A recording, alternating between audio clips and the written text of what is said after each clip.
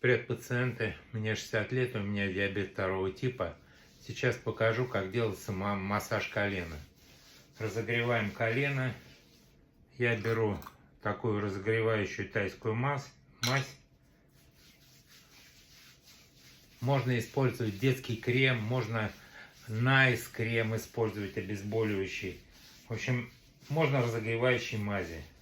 Разогреваем такими вот движениями.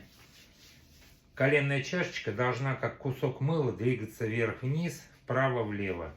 Начнем сверху. Прям ищем болевые точки.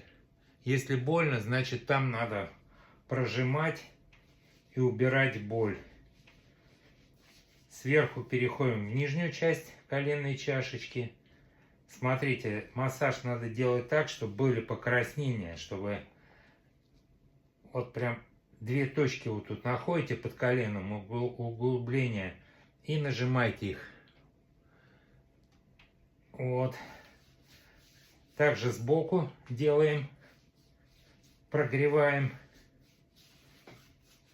снаружи. И снизу, но под самой коленкой не делаем.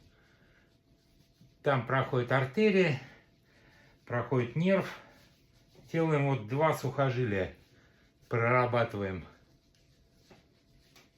Вот. Еще раз растираем.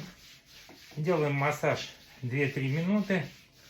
И вот так вот пытаемся поднять аккуратненько, без фанатизма. Вот. Ну, еще раз разогреваем.